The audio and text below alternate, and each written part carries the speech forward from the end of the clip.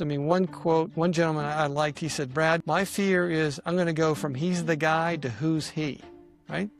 There's a lot of psychology behind it. So I was just on a call earlier today, and she said, well, we're a family business, we're second generation, and we should have done this 20 years ago. And I said, well, it's a famous quote, Chinese quote, the best time to plant the tree is 20 years ago. The second best time is today. Welcome to the Sock Door Podcast, where life is messy, but we always find meaning in it. Every week, we pull out the stories, the lessons, and the hidden gems. And then we ask the big question, keep it or kick it? If you're ready for real talk, brave steps forward. I'm your host, Lisa Begley, and you're listening to the Sock Door Podcast. Let's jump right in. Hello, Sock Drawer family. Hey, have you ever built something for years only to realize you never actually planned what should happen after you're gone? Just honestly, hello, Sock Drawer family. Welcome. Today, we're diving into a topic that every entrepreneur, every dreamer, every reinvention story eventually bumps into. What happens to your life's work when you're ready for a new chapter? My guest today is someone who has spent more than 35 years helping families, founders, navigate some of the hardest and most meaningful transitions of their lives. Bradley Franc is the author of The Succession Solution, the strategic guide to business transition, and a seasoned entrepreneur himself who has built 4 companies that landed a total of 9 times on the Inc. 500 list of fastest growing companies. He's been featured everywhere from Bloomberg to Sirius Radio to Forbes. But what really, you guys, stands out about his gift for taking incredible complex issues and then turning them into simple human conversations families can actually have together. Brad, thank you. Welcome. Thank you for being here today. We're so happy. Lisa, it's a pleasure, and thank you for the very nice introduction.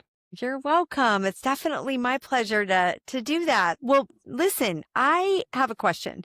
So there's so much I want to talk about. There's a lot packed in here, but we're going to get to it. So you've spent decades helping families through intense emotional transitions.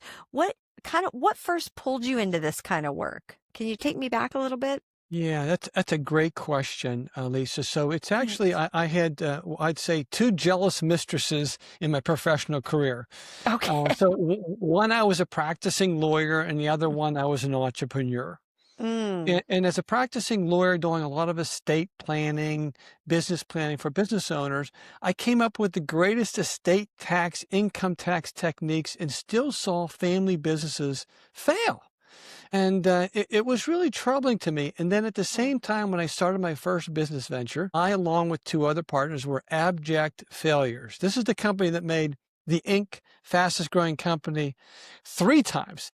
And what I did after the first year and a half of losing money, I came up with the idea of doing strategic planning. And Lisa, it was remarkable when we were disciplined enough to do strategic planning, what it did to our companies. And then I said to myself, well, what if you took strategic planning and applied it to succession planning with family businesses? And it was remarkable, the success that I had. And then I said, well, what if I took my process and wrote a book on it, kind of prove in more detail how it worked. And that's kind of how it got on a journey. I was going down 2 different paths, and I kind of married the 2. Nice. Was there a moment, early in your career where you realized succession planning, because I know you talk about this a lot, was more about people than paperwork? Yeah, great question. Lisa, there was a study, and I refer to it in my book. These 2 professors studied 3,000 family businesses worldwide that had net worths over $15 million. And this was 25 years ago, right? Yeah. And they found that 70% of all those family businesses, the net worth was gone by the second generation. And they did a study, and they said, why? It's interesting, only 15% of the time was it a tax or a legal issue. 60% of the time there was a failure was a lack of communication and trust. Lisa, I can't trust you have that report on my desk. 25% of the time was an ill-prepared successor. So I say to business owners, 85% of the time there's a failure. It's within your control.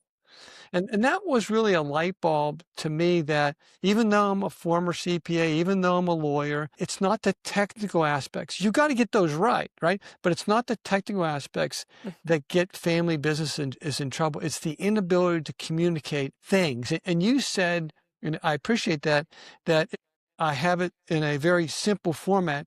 I tell people my process is simple, but it's not easy, right? Yeah. There are 6 steps to this process, but it takes work. So Yeah. that's why I say it's not easy. I mean, what does that look like? What does the steps look like? If you can condense it for us, I know it's probably you don't want to get into Yeah. it all, but I mean, what does that look like when you're going Yeah. through that with families? Yeah, and so if I can refer to a terrific book, and I created my process before, but I think it's a good example. Keith Yeah. Cunningham, Down the Road Less Stupid. He said strategic planning is real simple.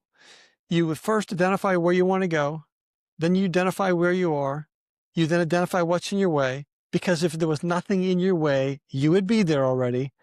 You build a machine to get over it and you turn it on and see how it works, right? And so what my 6 steps are, again, I created this before I read Keith Cunningham's book. Yeah. My first stage is the purpose stage. Okay, what are your core values? What do you believe in, right? And what's your vision? In the Bible, it says if there is no vision, people will perish. The example I give business owners, hey, I pull up in your driveway. I say, hey, Lisa, get in. What are you going to say? Where are we going? Where are we going, right? So we need a vision. So we start with the purpose stage. Then the next stage is the discovery stage. I can't tell you, 90% of the time, business owners don't know what they have because they're so too busy working on their business, whether they've got a shareholders agreement, don't have a shareholders agreement, what their bylaws say. So then we do the discovery, we do a deep dive on what they've got. Then the challenge stage, I said, okay, I know where you want to go. I know where we are. The example I give is, well, I hate going to the mall. I don't know where anything is at the mall. What do I do when I go to the mall? I look for that big block when I go in and look for that little red dot, and this is where you are. And now I know how to get to the Apple store, right? Yeah. So the second stage is, find your red dot. The next is, okay, I know where I want to go. I know where I am. What's in my way? And Lisa, if there's one thing that I think I am different than most is I say, what are the obstacles? Ryan Holiday wrote, the obstacle is the way. Are those things that are preventing me from getting this business to that next generation, whether it's next generation of employees, family members, or whatever, right? Yeah. And then once we identify those obstacles, I say, okay, we're sitting here 3 years from today, Lisa. What has happened for you to feel good about your progress? Well, I'd like to have this happen, this happen, that happen. Because if you ask a business owner, let's do this tomorrow, they freak out, right? If you say, hey, 3 years from today, what would you like to see? Well, I'd like to have my business, my son involved or my daughter involved. I'd like to have a board of directors, whatever that may be, right? Then I Yeah. said, if that's what you want to do in 3 years, the next, I call that the mission stage. The next is the annual. Okay, if that's what you want to do in 3 years, what can we do in the next year to advance us ball to closer to our 3-year goals to get to our vision? We list those. And then lastly, the quarterly review stage. I don't mean to keep quoting books, but another good book is A 12-Week Year. No, please. Yeah. And they talk about 12 weeks is long enough to get something done, but short enough to keep our eye on the ball. So then I say, okay, what can we do over the next 90 days to move those things closer to our annual goals, closer to our 3-year goals, closer to our vision? And after 4 separate meetings throughout the year, Lisa, the success rate is over 90%. There's another quote I give in my book, planning without execution is nothing but a dream. Execution without a plan is chaos, right? Yeah. But when you have a plan and you execute, you can change the world. And that's what we do. We get stuff done. I love that. You know what I love? I love that you went, people think of it forward, right? What am I going to do today? What am I going to do within a month, 90 days, first quarter, second quarter, 1 year, 5 years? It seems like they're always looking out. What I notice is that you took it back from 3 years to 1 year to the quarter to Yeah. 90 days. Maybe that's standard in the industry. For me, I was like, that's kind of iconic in the way that the way you think about it, it's easier to think you're not as overwhelmed for sure. So your clients specifically are business owners. Are they business owners just starting? Are they business owners looking to offload their business? Like what's the clientele? Yeah, great question. There are business owners and family business owners. I mean, they're slightly Okay. different people, and Mm-hmm. it is at all stages. I wouldn't say it's startups. I probably don't work with startups, although I do think it's important to address succession if that CEO or whatever, something happens to them from an accident standpoint, an Yeah. unexpected result. But it's primarily, business owners that have a business that's I mean, I worked with one family business owner. He has no interest in selling. His children are young, but he wanted to develop his next level of executives, and he wanted to become less vital to the Yeah. organization. Love that. There's another study that I cite in my book where if you have a defined succession plan, the value of your company is worth 1 to 2 times the multiples Mm, because you're more the organization. It's more about the organization than it is about you. So lots of folks will bring me in, midway through, and then of course, and there's you don't want to wait until the end. As I tell Lisa, people, the longer you wait, yeah. the fewer the options you're going to have. But Yeah. if you start 5 to 10 years in advance of what you're thinking about exiting, Mm-hmm. you have a lot more flexibility. For instance, I want my son to become the CEO over the next 5 years. Yeah. Okay, but what if he doesn't work out? And you wait 5 years to find out he's a knucklehead and it's your daughter that should be the CEO, right? Yeah. That's why you want to start planning in advance. Yeah. Love that. What pain points do you show up the most for business owners? Fear, exhaustion, family tension? What do you see generally being the biggest challenges? Getting started. Okay.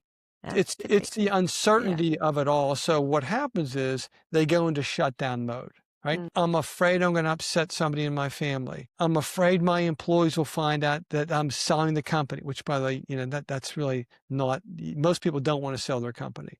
yeah. I'm afraid my customers will find out. I'm afraid my competitors will find out.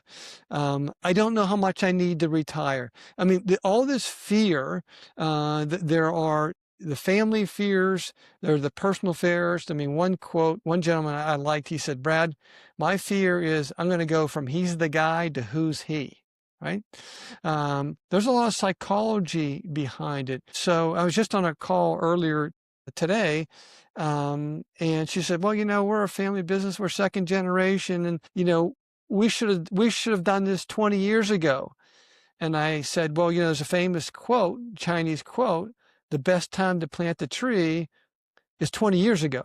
The second best time is today. Today. You got to get started. So, Yeah.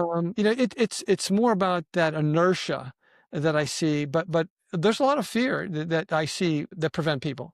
Yeah. What do you think the biggest misconception people have about or around planning their next chapter or handing off what they built? That's got to be hard, Yeah. but what do you think their misconceptions are about that? I think if this isn't the biggest misconception, it's one of the biggest Yeah. misconceptions that you have to lose control of ownership Oh, to do succession. And I've had people argue with me. So I'll give you, for instance, Lisa, and this is just one example. I'm not suggesting this is the answer. yeah. So I say to a business owner, you can transfer 99% of your business to the next generation and still stay in control. Like, it's not possible. You can't do that. I said, well, yes, you can. You can create what's called voting and non-voting stock. And so I can transfer 99% of the ownership of the company, all the income, all the equity to the next generation of employees, to Oh, family members. And I hold on to the one share of voting stock and I'm in control. I'm in control of how much I pay, who I can hire and fire, all those things. And they're like, oh, I didn't realize it. So, they can yeah. start transfer if that's what they want to do. But that's a big misconception that people have to give up control for Yeah. succession. That makes sense to me. And let me ask you this, kind of a more broader, bigger picture. What have you seen with businesses either being sold or passed down? in general, let's say since 2020, because I know there was a lot of upheaval in 2020, and small to big businesses came and went quickly. What have you seen as a kind of a common theme from this last 5 or so years? Well, I'll try to be responsive, but it reminds me of one of the statistics I tell business owners. In 1958, a company on the Fortune 500 list lasted 60 years. Huh. By 2020, it's down to 18 years. Mm. What I found, it is much, much more difficult to operate and compete businesses today because of the speed of innovation. Yeah. And if you're not changing, you are at risk. And many seniors, older generation business owners don't want to make change because they don't want to screw anything up. And next generation is, let's change. And so the dynamic, I joke, the older generation is there to frustrate the younger generation. The younger generation is there to irritate the older generation. That's one thing what I've seen is because, look, the baby boomers are aging out. That transition is difficult because that next generation sees the world different than that older generation, and trying to bridge that gap, getting back to communication is the key. So that's one thing I have seen. That I resonate with that so much because that's kind of my view of it as well. Now, are most of your businesses, are they just brick and mortar? Are they not no brick and mortar? Is it both? Like, what do you see? It is the entire waterfront. From, Okay. I've got a technology company that has no brick and mortar to a $1 billion construction firm out in San Francisco, from a jewelry business that's a giant business to a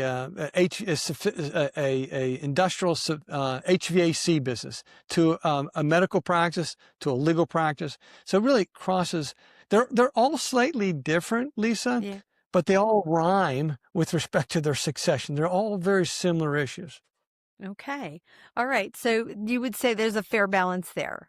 You've led strategic meetings, I think, for 25 years, maybe more. What patterns separate families who transition well from those who don't? Yeah. And again, back to that research that I cited, I should have given you a script because this is a perfect question. So the Mm. profession, these two guys, they said, well, why did they fail? Right. And they said communication, unprepared. Then they said, okay, what about the 30% that got it right? What did they do? Yeah. And this was the key. They developed a written plan to improve communication and to define the transfer of the business. They document that, it's as simple as they developed a plan and they talked about it, right? You don't have to follow my process, but the key is developing a plan and executing on a plan. I mean, that's what the research showed. And it wasn't just this study. There are many, many studies that I found how you can do it successfully, if that's responsive to your question. It is, absolutely. And, I wonder, could you share, Brad, what's one small step someone could take this week to simplify the chaos around making these big decisions? One small step, as we've been talking about, Yeah. is to meet with your important stakeholders, whether Okay. that's family members or your partners, and say, okay, we're sitting here 3, 5, 10 years from today. Mm. What would we like to see have happen to feel good about our progress going Mm-hmm. forward? Because I want this to continue. Just start the conversation. One of the quotes in my book is by Don Shula. He's an old coach for the Miami Dolphins. He said, it's the start that stops most people. That is so true. I mean, created the drawer method, and the very first thing, the, acronym is decide to. Same, similar as start to. You have to make that decision. So I couldn't agree more. So many founders, just to kind of transition a little bit, they tie their identity to what they've built. You probably see this often. What identity shifts do you see when someone steps out of a leadership role that they've had for decades? You talked earlier about somebody staying in control, somebody who wants to stay in control. What about the folks that don't necessarily want to stay in control. But how do you guide them when they make that shift? But how I Yeah. help guide them, I tell them that they need to go from leader to teacher, that their true success with their business at this stage in their life is for there to be a good handoff. Hmm. The relay race is the only race you run that you don't have to come first over the finish line, right? In order to have an effective relay race, you have to, one, have a good baton handoff, and two, Yeah. you got to make sure you cheer the other person. So I try to help them understand their next step is leaving a legacy, to becoming the teacher, because the person that just keeps it all themselves is doing nobody any good. Yeah. Except, kind of maybe their own psyche. But if they're concerned, and most business owners are concerned about their employees, about their family, they Yeah. want this to continue. Not continue because of their name, but continue because they've built something they don't want to lose. And so Yeah. again, we become more of the teacher, mentor than leader. Yeah. And along those same lines, thank you for that, Brad. That makes total sense. For listeners, let's say who they don't own a big business, but they are entering a new chapter. How does this idea of succession apply to their lives?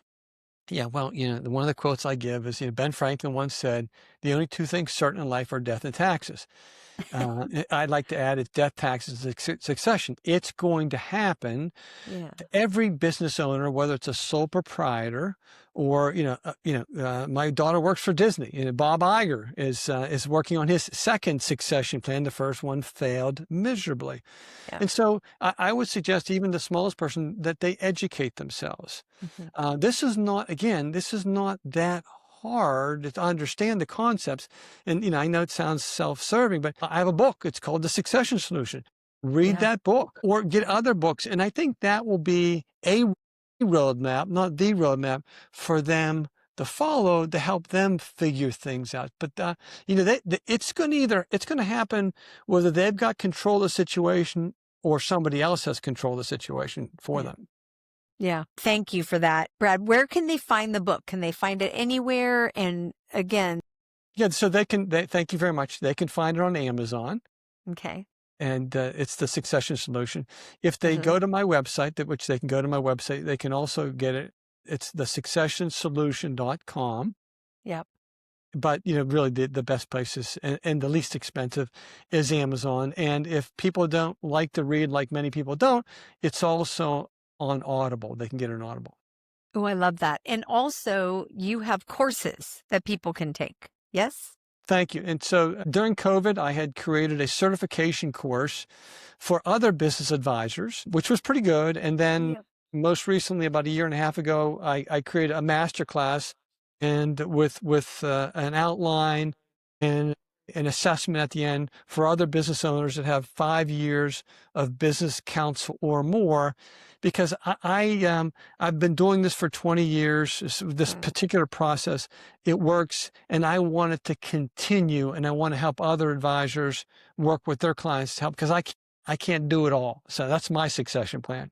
So good. That's good. I'd be afraid if you didn't have one. So, Thank you. Brad, your approach is built on trust, empowerment, objectivity, collaboration, results, and continuous learning, right? Which of those do I think, let's just say families, let's say business owners, but which of those do families struggle with the most? And why do you think that is?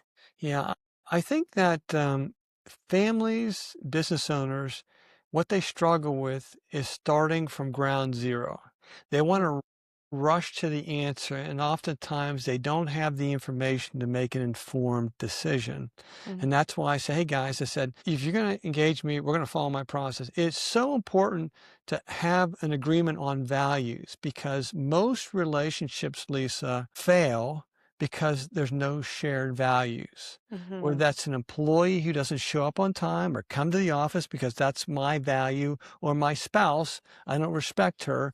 In any relationship, if we can come to a shared values, and this is be like, oh, what do we want to talk about? No, it's important we talk about values. And by the way, there can be family values and business values which are different, and we need to make sure we understand and the vision, because oftentimes people don't share the same vision, and it's okay to have different visions. Yeah. And that's where I see most people, but when we start, they really appreciate the fact that, yeah, now I get it. It's interesting. I love that you said that, because I would think, so what's a common mistake that costs families and or business owners the most emotionally? Now, you mentioned, not being basically not being on the same page, right? And not laying out their values and their vision together in the beginning. Right. Do you see that pretty frequently? Yeah. Yes. And then during the process, Lisa, it's natural. People will become self-interested and say, well, I want to do this. Okay. If that's what you want to do, are we violating our values? I guess we are violating our values, right? Yeah. And so we sort of bring them back. Look, we can all think differently, but we have to find a common ground to advance this company, because it's not about you. It's not about me. It's about this company's succession. And that's where I think where people make a mistake, that they don't start with common values and principles and a vision, because from there, then you can course correct. Didn't we say we wanted this? And you're telling me that? Yeah. Yeah. So that interesting. What have you got in the succession? What have you got established as a process to help people when they're just starting out? Yeah. Is there a process, or is there a recommendation for a step-by-step to be able to meet in the middle and land on those values and processes? Yeah. Well, they should certainly buy my book, right? Yes. But one exercise that I tell people to think about when they say, well, I got this value, I got this value, I got this value, I got this value. Like I said, well, if you got 47 values, you got no values. Then I say, okay, let's look at particular instances in your company's history where a story, if you can tell a story of your value system. So I represent a jeweler. I love the guy. He's a wonderful person. And every employee is told the beryllium story. And like, well, what's the beryllium story, right? Yeah. Well, this woman bought I don't even know what beryllium is. She buys this piece of beryllium. They find that it's defective. It's very, very expensive. She had walked out the door. They could have done nothing. They called her up, brought her back in, took a significant loss because it was their error. And this is how they treat their customers. And that's one of their basic values. So and when we were creating our value system about, treat customers right, never forget the beryllium story. And so I would say people try to think about those events in their life. We can all remember them in a company that really demonstrate how we acted. And that's where you're going to find your core principles. That's where you're going to, and by the way, I believe once you identify those principles, you define your culture. I love this. I'm writing these notes frantically, right? Create a value system, develop your core values early on. And what did you call it? The beryllium system. Is that in your book? Yeah. So, no, the beryllium story is not in my book, but if you tie so the difference between, again, I want to get in the weeds, the difference between a value and a principle. A value is I value honesty. A principle is we believe in communicating the truth, right? It's more action oriented. They say, okay, well, Lisa, if you believe that, tell me a story where that happened in your company. Well, I really don't have one. Or let me tell you the situation where we helped an employee out, right? Yeah. Well, thank you for that. Just to give you a little backstory on why I'm frantically noting is all of our kids are about ready to start. Well, the boys in Nashville, they have started their business, and our daughter and her husband are getting ready to start a business. So all that to say, these are all great pieces of advice, especially even starting out, I think. For people who are transitioning their business, what does a healthy transition look like, and when is it done well? What would you say? Yeah. So I think that when it's done well, it's done with a whole lot of sunlight, right? And people understand what's going, I don't have to agree with my daughter, but bet she appreciates if I ask for her advice and counsel as to what I should be doing with the business, right? And so when it's done well, and you don't have to tell everybody, right? But the important bit, when it's done well, it's done open dialogue. When it's done well, we begin with the end in mind, as Stephen Covey once said. And when it's done well, it's executed upon, as T-Bones Pickens said, a plan without action is nothing but a speech. Love it. I love it. Is there anything else before we go into our fun moment of the show that you would like the listeners to know, that you would like potential clients to know? What is, I know we sent them where they can find you. Tell me more. Yeah. So, I mean, from a succession planning standpoint, I think that, and when I speak publicly, I often title my topics on find your process, right? You don't have to follow my process, but come up with something of a process that discuss the transfer of three things. I tell people the succession is the transfer of three things. It's not your estate plan. It's not a trust. It's a transfer of three things: knowledge, management, and ownership. And so think about how you're going to transfer the knowledge of the business, the management of the business, and the ownership of the business. Love that. KMO, knowledge, management, ownership. I never heard it. I like that, KMO. I'm all about the acronym. I'm all about the acronym. I'm going to use that one. KMO. KMO, right? KMO. I mean, I feel like it's a power punch, you know? So, okay. Well, thank you for that. We will make sure all of these links are in the show notes for people. We're going to transition over, if you're okay with it, Brad, before we go to our 60-second drawer dash, we call it. And all this is a rapid fire of questions that we just throw at you, and say the first thing that comes to your mind. Okay. Are you ready? I don't know if I'm ready, but I'm ready to do it. Well, listen, you've mentioned this already a couple of times. What's a book every business owner or reinvention seeker should read? I would say Keith Cunningham, Down the Road Less Stupid. Okay. By the way, if you ever hear of Rich Man, Poor Man? Yes. He was the rich man in Kiyosaki's book. Really? Yeah. Okay. There you go. All right. Ready? Coffee or tea during a long day? Oh, coffee. No question about it. I'm right in there with you. What's something you wish people understood about you that they really don't? I have a wonderful sense of humor, and my wife I know doesn't that about get you it. already. Yeah, she looks at you like, what are you talking about? John. I love it. Your favorite way to unwind after a heavy day of conversations? It's not really that exciting, but my wife and I enjoy watching all these shows like Cheers, MASH, Seinfeld. We just kick back and watch one show after another. That's my relaxation. Oh, I love that. MASH, gosh, I haven't seen that. I don't even see that on all these streaming channels. Yeah. Where can you find it? We'll have to talk offline. Yeah. What's one word people who love you would use to describe you? Faithful. What's one thing younger Brad would never believe about who you became? Such a nerd, because I That's never, a good one. I never read a book. I wasn't a good high school student. And all of a sudden I went to college, and I guess I matured, and now, I read all sorts of books all the time, and I enjoy this business. So yeah, I'm a classic nerd. What's your favorite place you've traveled? Australia. Oh, you have? Yeah. Morning person? Yeah, go ahead. Tell me. It's the people culturally are so nice. It's amazing. I really enjoyed Australia. Oh my gosh. How long did you get to spend over there? 10 days.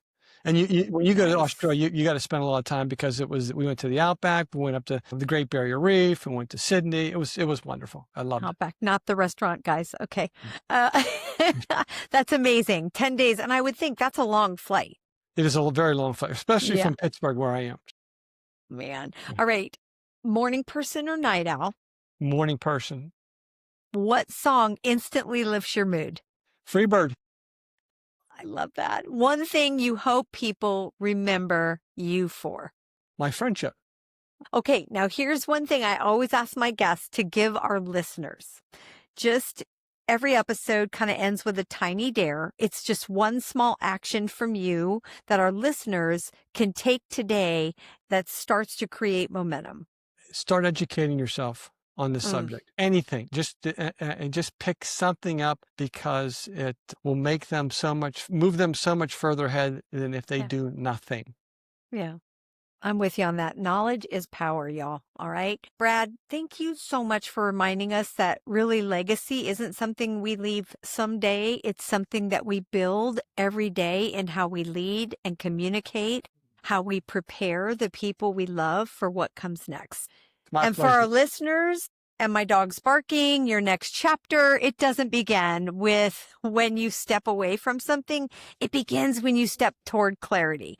Thank you for listening to the Sock Drawer Podcast. And as always, your future is just one brave step away. We'll see you on the next episode. All right, Sock Drawer family, that's a wrap on today's Drawer Dump. Big thanks to our guests for sharing their story and their heart with us. Until next time.